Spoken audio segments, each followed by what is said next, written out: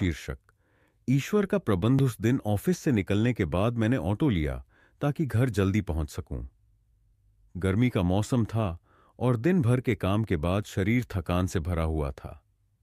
लेकिन शायद उस दिन कुछ अलग ही होने वाला था। ऑटो में बैठने के कुछ समय बाद ही ऑटो वाले ने मुझसे कहा, मैडम माफ करना, लेकिन पेट्रोल खत्म हो गया है।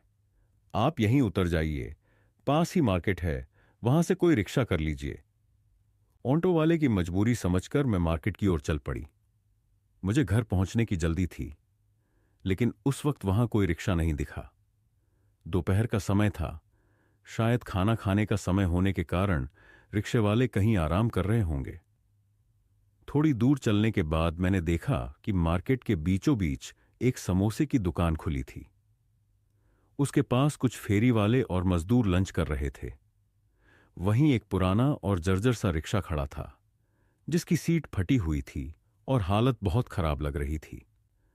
मुझे ज्यादा थकान महसूस नहीं हो रही थी, लेकिन न जाने क्यों उस रिक्शे को देखकर मैं रुक गई।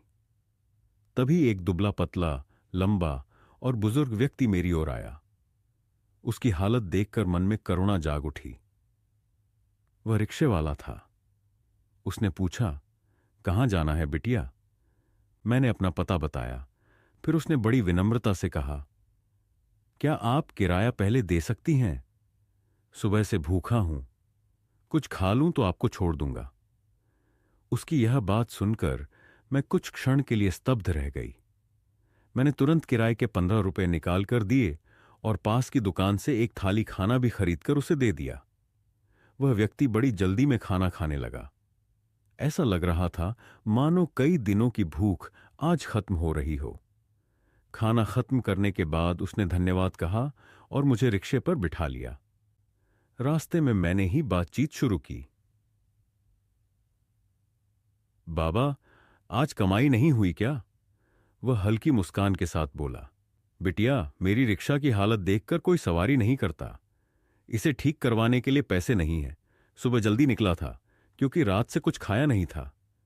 पत्नी ने कहा था कि आज भगवान जरूर मदद करेंगे, लेकिन दिन भर खड़ा रहा, कोई सवारी नहीं मिली। सब मेरी रिक्शा की हालत देखकर मना कर देते हैं। यह सुनकर मेरी आंखें नम हो गईं।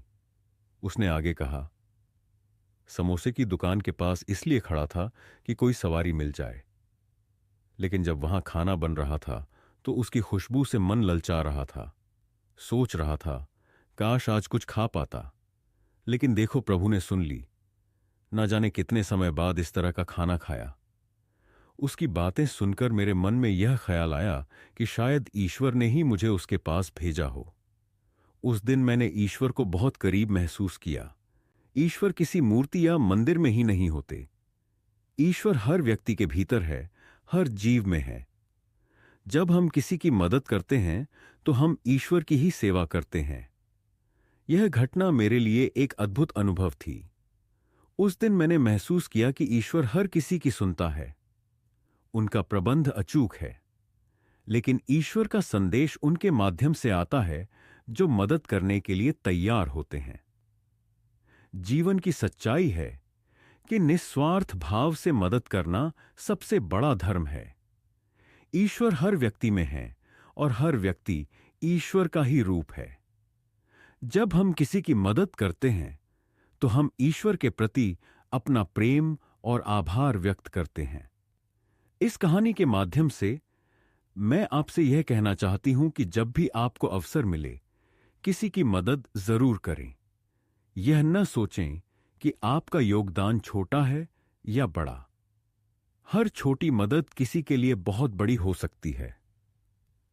ईश्वर को महसूस करने के लिए मंदिरों की आवश्यकता नहीं, बस सच्चा दिल और करुणा होनी चाहिए। अगर आपको हमारी जानकारी पसंद आई हो तो अपने मित्रों और परिवारजनों को शेयर करें तथा हमारे YouTube चैनल स्टोरी स्टूडियो 2024 को सब्सक्राइब करें। धन्यवाद।